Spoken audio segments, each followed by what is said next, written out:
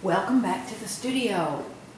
Now I'm working on blocking in this bougainvillea, which is up here. I've painted the walls. I construct the building first, then I landscape and plant and add all the bushes and everything. It's just like building a house. You build the house first, then you do your landscaping. So I'm using mixtures of permanent rose plus white for the nice hot pink bougainvillea. And I have several mixtures of that. I also have a couple of mixtures of my permanent rose plus cadmium red light plus white. And this is on a gallery wrap canvas. It extends around the sides of the edge of the canvas. And so I just come around this side and up on the top. Right now my point is to get this basically covered with lots of different shades of my pinks, because that gives me a basis for my bright bougainvillea. This is that mixture of cadmium red light plus permanent rose. Come around the edge again. I want this to come down over some of my trunks there. Again, that wall was painted with mixtures of my mud, which is 2 parts of ultramarine blue plus 1 part of alizarin crimson. And I added into that cadmium orange, a little bit of cadmium yellow medium, and just a touch of phthalo blue and then white. And that's the basic mixtures I used for my wall. That gives me a nice kind of adobe color. And I paint this now. I'm just really slapping that paint on, very, very thick, because I want my flowers to have texture. Well, I have a friend who's blind, and my thoughts are that she told me one time that she loves to be able to feel a painting. So I just like to think about Diane and think, when this is dry, can she feel it? Can she feel that texture to see it? And I bring a few little long arms of those bougainvilleas down. And this is a bright brush. It's got a square end, but I can use the flat side to make broad brush strokes, or I can use the corner to make smaller ones. Again, I bring some of these down. Those long arms just reaching out.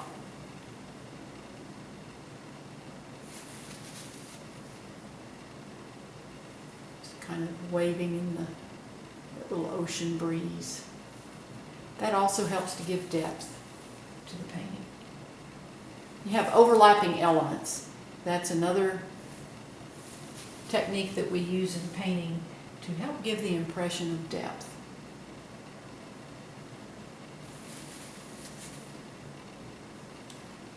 So I just bring some of these are actually called bracts. The colored part of the bougainvillea is actually not the flowers.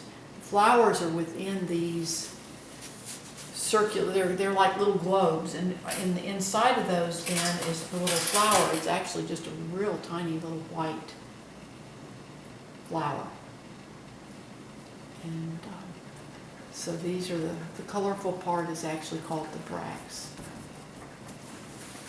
Now I'll get on a little step ladder to do the top of that to make sure that it's completely covered. I'll bring some of my lighter shades in here. I just put a lot of color up here.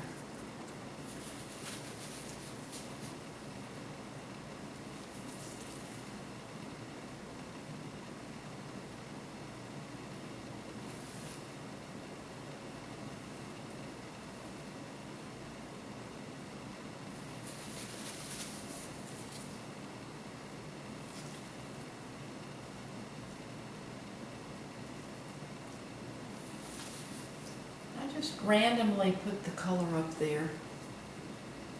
The bougainvillea grows in clumps of flowers, so I want to have lighter clumps where they're catching the sunlight.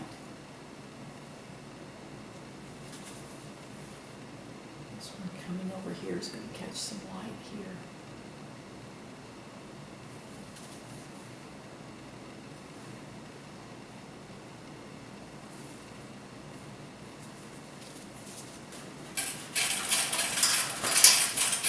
And I clean my brush out because as I'm going over that wall color, I don't want any of that color to get into my flower color. So I have to be very careful to keep my brush clean. So I use a lot of tissue, which was really hard a few months ago when there was, you couldn't get any toilet tissue in the stores because of the COVID virus. Everybody had, for some reason, was hoarding toilet paper.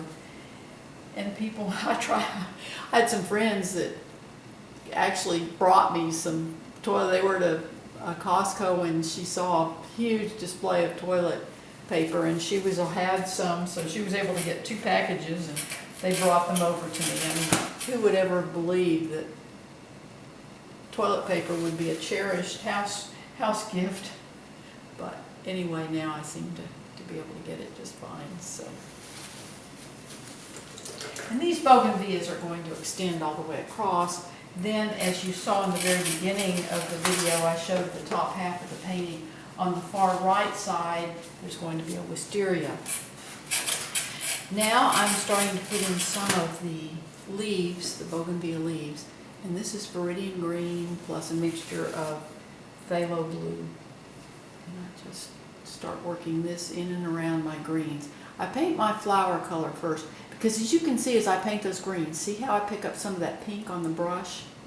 If I had painted the green first and then was trying to paint the pink over that, it would muddy my flower color. So by painting the flowers first and the leaves last, I can keep my flower color nice and bright, pretty and green, or pretty and clean, not green. But anyway, I start now working my leaves in around the flowers, or the bracts, the colored parts of the bougainvillea.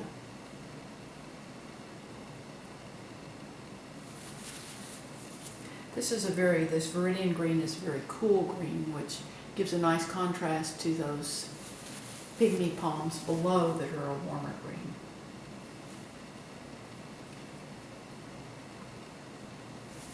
This is a mixture of phthalo blue plus white. And that just brings some coolness into the foliage.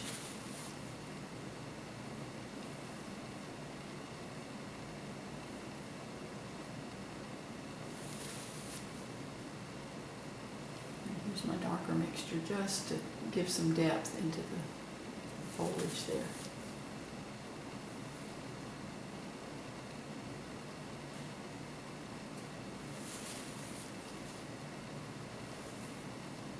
Again, I can use the broad edge of that brush to make larger strokes.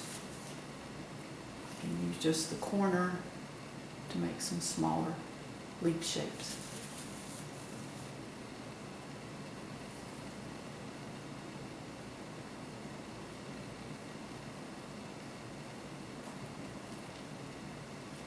The wiggly vines and trunks of this had been drawn into that wet wall with a mixture of my mud plus liquid. And that just gives me a nice dark trunk. I'll come back and accentuate those trunks. Again, some of the leaves up here catch the light.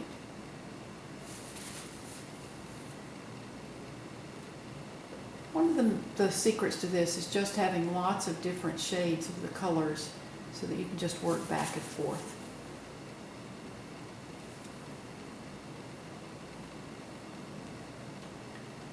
Because if you look at plants out in nature, they're not all the same. It's just not solid green leaves and flowers. They're not just one solid color. There are a variety of shades of that basic color.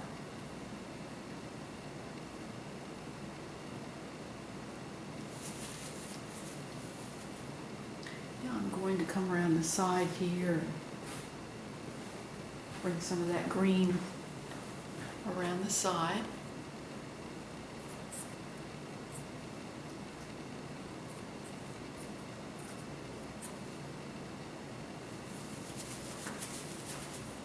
And it's just a matter of working back and forth. Now I'm going to bring this long, viney arm. This is called a fine liner brush. And this I'm going to use to make that long vine come down. And you can just, that wall is still wet, so it makes it very easy to pull a smooth line into that. And then we'll have one here. Now my sky is pretty well dry, so this may be a little harder to make smooth. Let's see, I want it to break over that little trunk coming out there. That did pretty good. I don't want it to end at that palm frond there, so I can bring this out just a little bit. Fortunately, I have a little bit of my sky color left. I saved my colors. I put the colors that I've used out on the left side of my palette. That way if I need to come back, I can.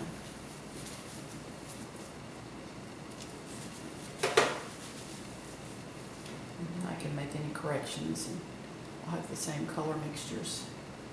Don't have to worry about trying to mix that color.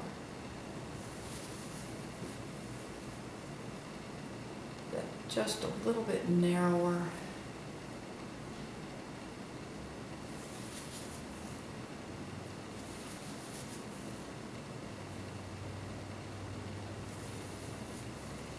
And then my color that I've used, again, I have some of my palm color. I want that to break up over.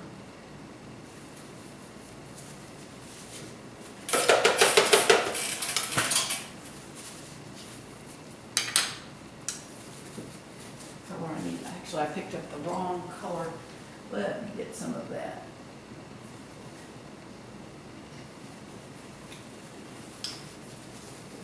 I didn't get quite the right mix out here. Go back to I had 3 mixtures for my sky. This is actually white plus cobalt blue. I had been using phthalo blue plus white, or white plus phthalo blue, and that was not the right mixture for that part of the sky. The upper part of the sky is white plus cobalt blue.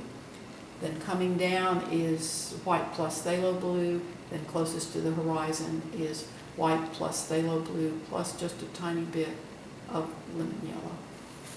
No, actually it's not. That's wrong. It's white plus phthalo blue plus a tiny touch of cadmium orange.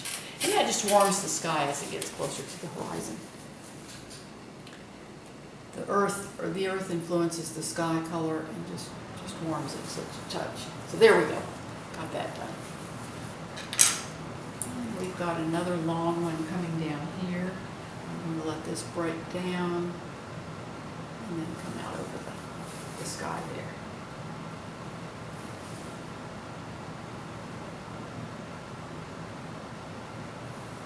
I have this part of the bougainvillea left to do, but I just wanted to show you how I block this in. And I really appreciate you watching today.